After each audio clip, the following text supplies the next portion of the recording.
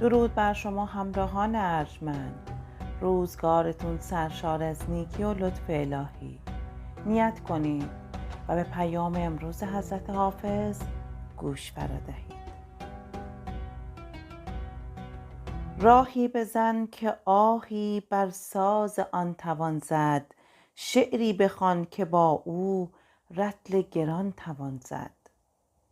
بر آستان جانان گر سر توان نهادن، گلبانگ سربلندی بر آسمان توان زد.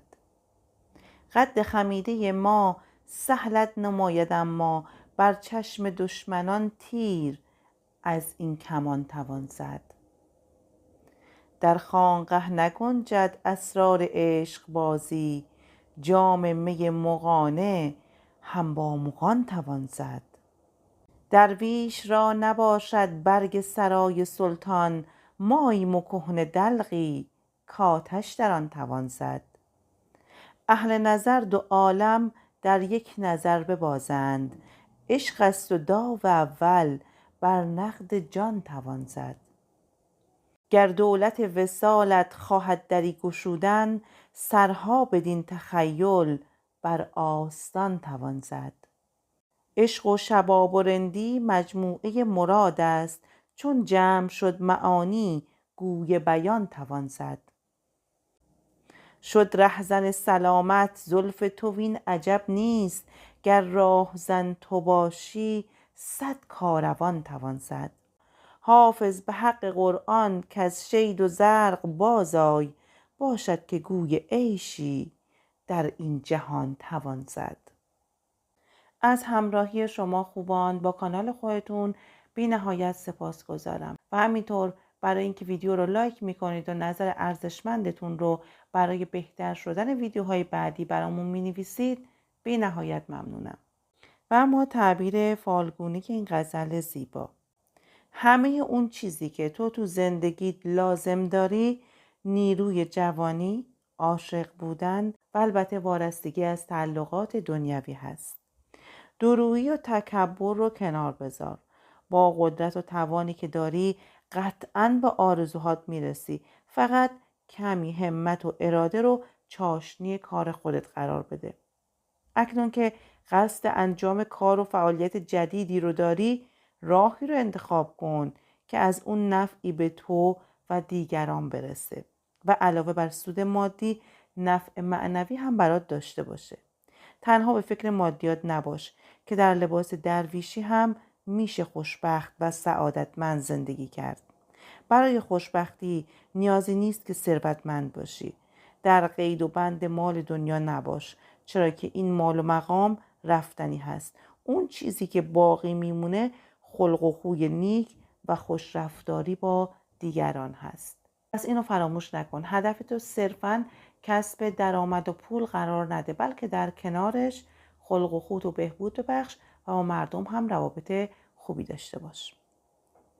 باید خودت رو برای کارهای مهمتری آماده کنی، چون مقدمات همه اونها فراهم شده و به درایت و سیاست و هوش و سرعت عمل شما نیاز داره. بنابراین خودت رو از تردید رها کن و دل به دریا بزن و اقدام کن.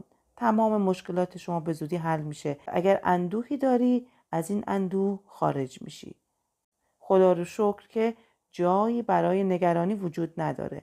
به زودی به مرادت میرسی. اگر نظری داری حتما نظرت رو ادا کن. کسی در خانواده شما مشغول توطئه است، مواظب باشید. البته قصدش کمک هست و چون از پشت عینک بدبینی داره نگاه میکنه این اتفاق میفته. بهش بگید که بدبینی غیر از مراقبت هست. یعنی وقتی که شما میخوای از یه نفر حفاظت کنی، مراقبت بکنی، این با بدبینی فرق میکنه. انسان موفق کسیه که اونقدری تو این دنیا حواس خودش رو جمع بکنه که کسی سرش رو کلاه نذاره و مواظب خودش باشه. اما مراقبت با بدبینی بیش از حد متفاوت هست. اگر نیتتون مسافرت بوده، مسافرت خوبه و توصیه میشه. ازدواج عملی هست. اگر بیماری دارید که حالش زیاد خوب نیست، تا 2 هفته دیگه بهبود پیدا میکنه. در ادامه با معنی شعر با من همراه باشید تا نیت خودتون رو بهتر درک کنید. راهی بزن که آهی بر ساز آن توان زد، شعری بخوان که با او رطل گران توان زد.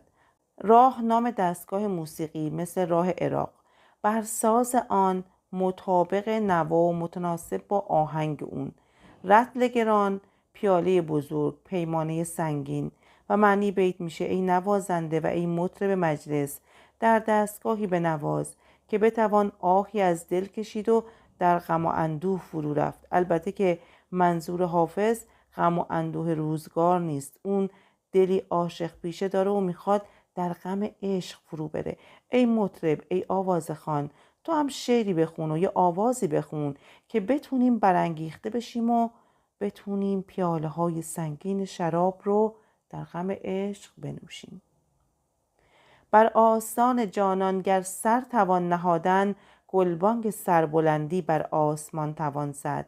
معنی بیت میشه اگر این توفیق نصیب عاشقی بشه که بتونه بر خاک آستانه سرمنزل معشوق سر تعظیم و سر تسلیم بنهد، او به راستی که از سرافرازان هست و حق داره که فریاد سربلندی از شوق و شعف بر آسمان بزنه. قد خمیده ما سهلت نماید، اما بر چشم دشمنان تیر از این کمان توان زد. سهل، ساده و بی ارزش.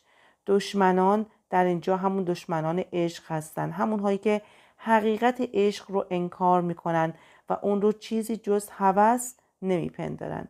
معنی بیت میشه قامت ما، عاشقان منظورش هست، گرچه از اندوه و غم عشق مثل یک کمانی خمیده به نظر میرسه و بی ارزش جلوه میکنه، اما این ظاهر قضیه است. در حقیقت قامت خمیده عاشق کمانیه که میتونه به وسیله اون تیر بر چشم کسانی که عشق رو بر نمیتابند و اونو چیزی جز هوسرانی نمیدانند بزنه. احتمالا مخاطب این غزل شاه شجاع خوشقد و قامت انیس و مونس حافظ هست که بنا به حسادت و کینه‌ورزی اطرافیان شاه رابطه این دو به تیرگی گرایید. اگر این حدس درست باشه، حافظ در این بیت به او کنایه میزنه و میفرماید خمیدگی قامت من و پیر شدنم برای تو چیز بی ارزشیه، اما از این نکته غافل هستی که من دارای دانش و تجربه های ارزشمندی هستم و تو میتونی از این تجربه ها استفاده کنی. پس قامت خمیده من رو کمانی کن و بر چشم دشمنانت تیرهای کاری بنشان. در خانقه نگنجد اسرار عشق بازی، جام می مغانه هم با مغان توان زد.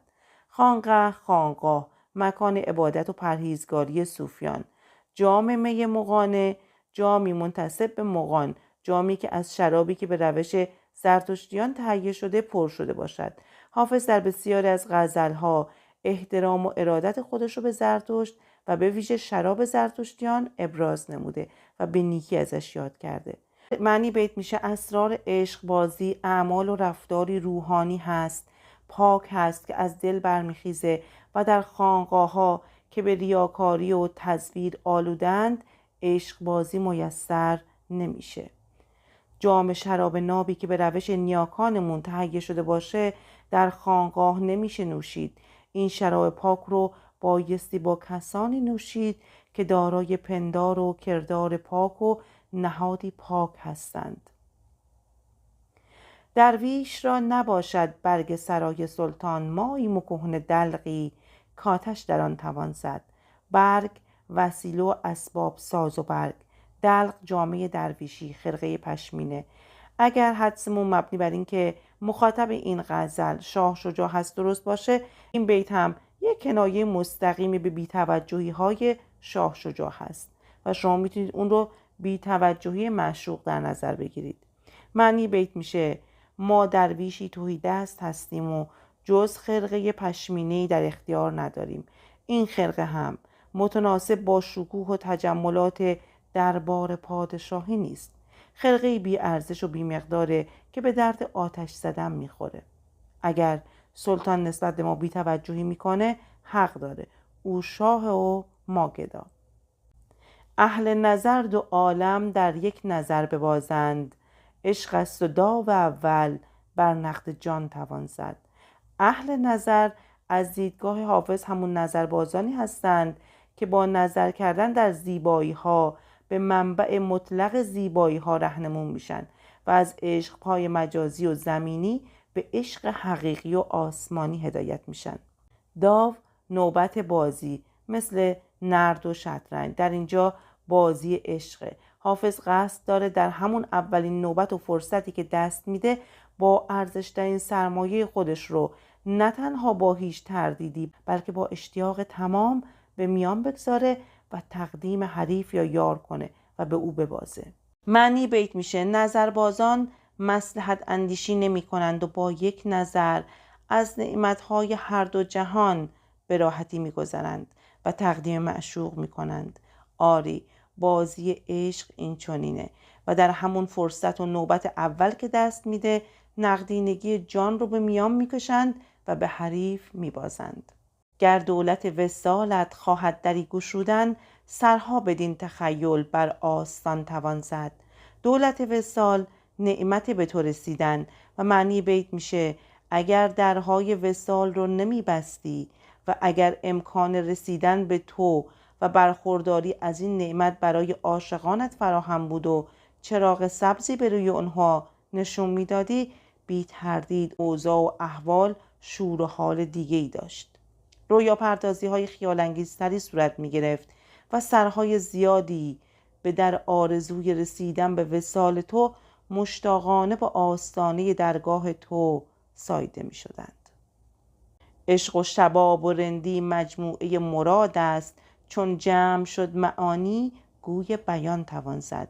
شباب جوانی، رندی در نظرگاه حافظ معنای گسترده و ژرفی داره که بارها از اون سخن گفتیم، از جمله زیرکی و زرنگی، رهایی از قید و بند دنیا و دین، آزادگی و وارستگی. گوی توپ چوگان، گوی زدن، بازی کردن در اینجا به معنی انجام دادن و معنی بیت میشه عشق و شور جوانی و رندی سه عنصر توفیق و سعادت هستند که اگر در کسی جمع بشن اون فرد صاحب معرفت و آگاهی شده و بیان و قلم او قدرت فوق‌العاده‌ای پیدا میکنه و میتونه سری در میان سخنوران برآورده و در این عرصه مدعی باشه. البته حافظ در اینجا رندانه از شخصیت خود حرف میزنه و به مخاطب خیش این نکته رو میرسونه که اگه من این چنین میتونم نکات نغز و پرمایه رو با ایهام و کنایه با زبانی شیرین و شیوا بیان کنم، در سایه عشق و شور جوانی و نگاه رندانه‌ای که نسبت به پیرامون خودم دارم. شد رهزن سلامت زلف تو وین عجب نیست گر راهزن تو باشی 100 کاروان توان زد. سلامتی در اینجا به معنای تندرستی، رفاه و آرامش، زهد و تقوا و عقل مصلحت اندیش رو شامل میشه. یعنی جادو و جاذبه زلف معشوق همه اینها رو زایل کرده و عاشق رو دچار بیماری و بیقراری و شیدایی میکنه. معنی بیت میشه گیسوان تو مانند راهزنان سلامتی، عقل و زهد و تقوا و آرامش رو غارت کرده و برباد میده و این نکته چیز شگفت‌آوری نیست اگر تو با این جاذبه و جادویی که در حلقه های زلف داری راهزن باشی. در یک حرکت صدها کاروان را میتوان اسیر کرد و به یغما برد. حافظ به حق قرآن که از شید و زرق بازآی باشد که گوی عیشی در این جهان توان زد. شید ریا تزویر، زرق دروغ مکر ریا نفاق و معنی بیت میشه ای حافظ تو رو به حقیقت و حرمت قرآن از پرهیزگاری های ریاکارانه و مکر و فریب خود و دیگران دست بردار. بیریا باش که با این کار بتونی در این جهان آسوده و بیریا به عیش و عشرت بپردازی. در این قسمت 2 ویدیو به صورت کاملا تصادفی قرار داده میشه. با هر کدوم که ارتباط بیشتری گرفتید یا میتونید چشماتون رو ببندید و انتخاب کنید و به یکیش گوش کنید.